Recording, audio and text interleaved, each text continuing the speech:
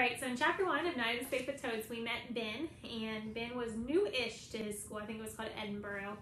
And a new teacher, she's not really new, she's been at their school before, but she had taken some time off. Her name was Miss Tibbetts, has returned to school, and Ben got in a little bit of, didn't really get in trouble, but we could tell, I think, that Mrs. Tibbetts was pretty upset with him because he got her mouse, or mice, out of the cage, and it got loose in the classroom. But something that Ben noticed about Miss Tibbetts was that she didn't really remind him of a regular teacher. She didn't smell like a teacher. I don't know what a teacher smells like. But she smelled like the outdoors, and she had dirt in her fingernails, and when you looked down at her feet, she had hiking boots on, and he had never seen a teacher in hiking boots before. So let's go ahead and read chapter 2 and see what happens.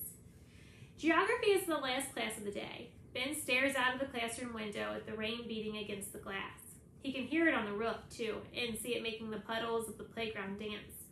It's rained or snowed or sleeted just about every day since he moved to Massachusetts. Mrs. Kuchar holds up a sheet of paper. "This is the most important project of the year," she says. "We've been studying a different ecosystem and biomes all year, and now you get to choose your favorite one. You'll need to use your reading and writing and research skills and everything you've learned about different ecosystems. You'll have 2 months to do it, but you should start working on it now. A project this big can't be done at the last minute." Mrs. Kuchar gives the first person in each row a stack of information pages to pass back. Ben stares at Jenny's long black hair while he waits. It's always straight and neat, like she brushes it 1,000 times every morning. Jenny takes a sheet, then turns to hand the stack to Ben with a smile. She has a gap between her 2 front teeth that makes her smiles relaxed and friendly, which seems different from her neat combed hair. Jenny turns back and picks up the book she was reading. She's a book sponge. Some kids read 1 book every 2 weeks. She reads 1 every other day. In fact, she reads so much that she gets in trouble for it, which seems pretty funny to Ben. Teachers are always telling you how important reading is, and then when you actually read a lot, you get in trouble for it. But Jenny's head is always buried in a book, and it's usually a book that doesn't have anything to do with what they're studying. Mrs. Kuchar almost always has a book on her desk that she's taken away from Jenny during health or geography or even reading. Jenny is smart in a very weird way, not in the way of always doing exactly the right thing in school. She's smart in seeing the world in ways others don't. Like, she has her head tilted to one side a little and looks at the world from a different angle. Jenny turns back to Ben again, still wearing her gap-toothed grin. "What did Mrs. Tibbetts say to you?" she whispered. Ben shrugs. "Did you get in trouble?" Ben shakes his head. "I don't think so. Seemed like she was mad, but then she didn't do anything. She told me not to touch the mice.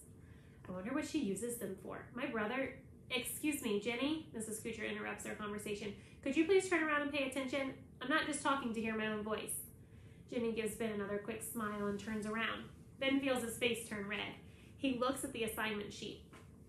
Geography project, exploring world ecosystems.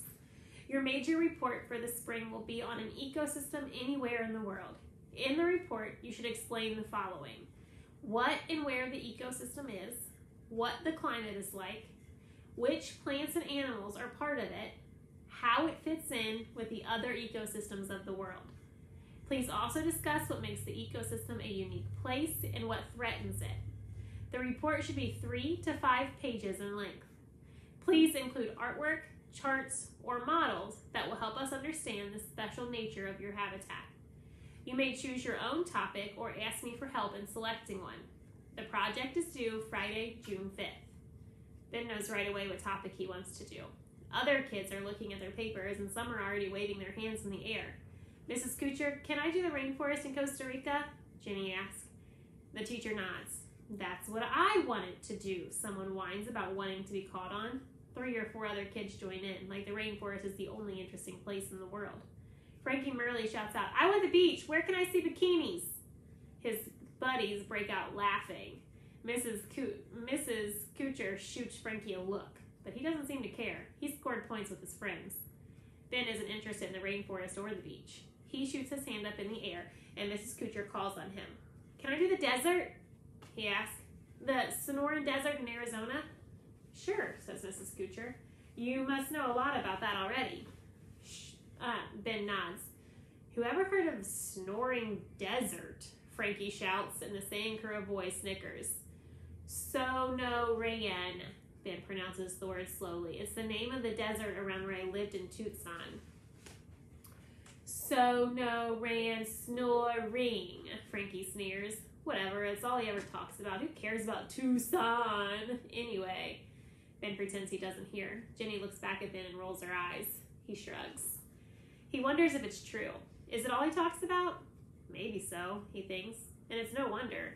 Tucson sure was better than here, especially with kids like Frankie around.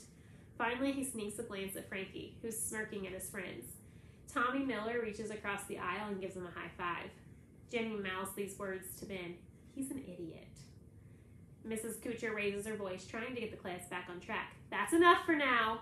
I'll have a little conference with each of you to find out what you'd like to do. I have a list of ecosystems, and I'm sure each of you can find an interesting one that no one else is doing. She looks at the clock and says, okay, class, pack your things. It's nearly time to go.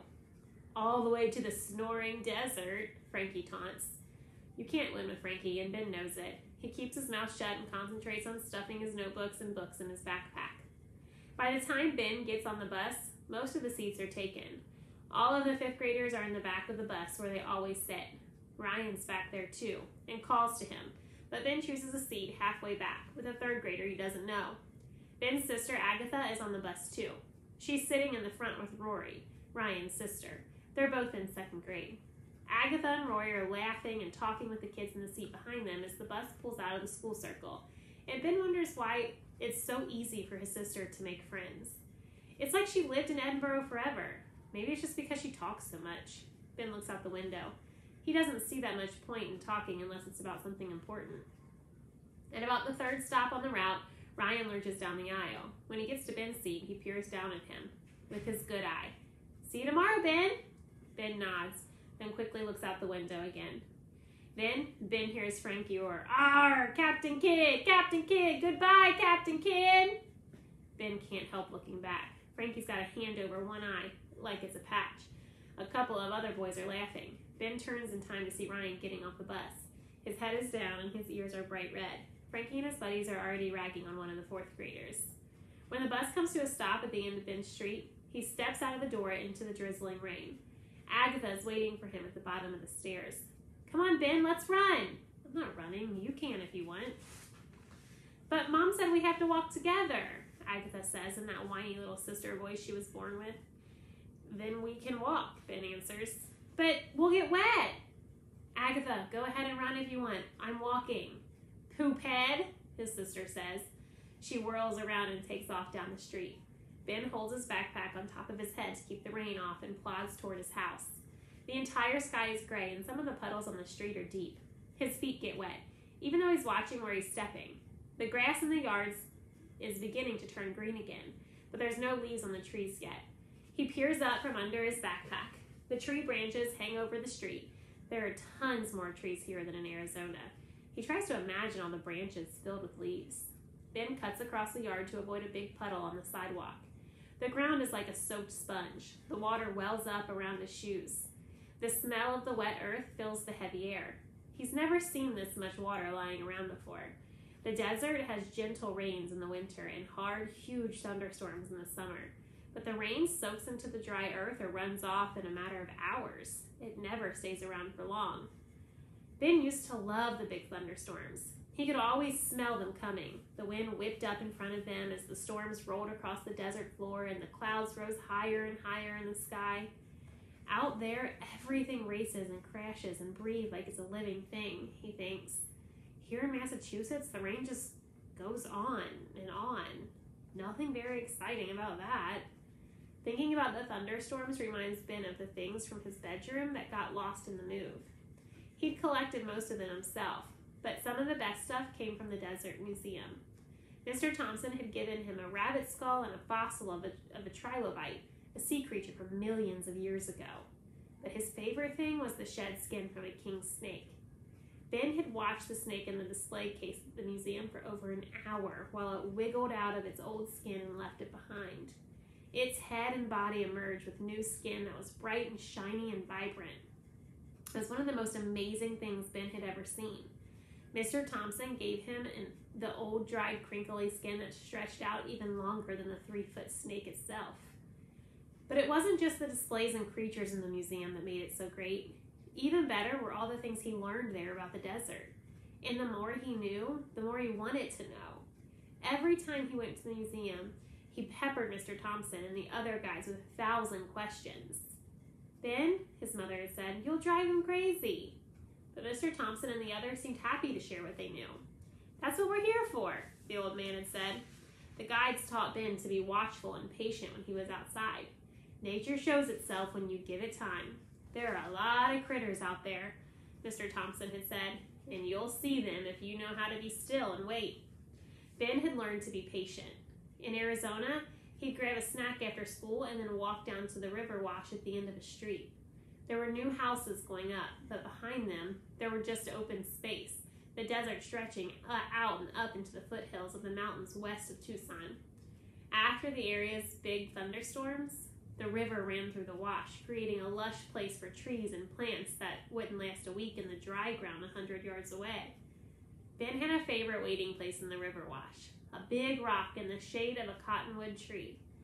He would sit there, not moving at all, and after a while, he'd always see something. Mice were regulars, and ground squirrels and lizards. Sometimes he saw javelinas, small wild pigs, snorting and scurrying from one bush to another. And on a few lucky occasions, he saw snakes.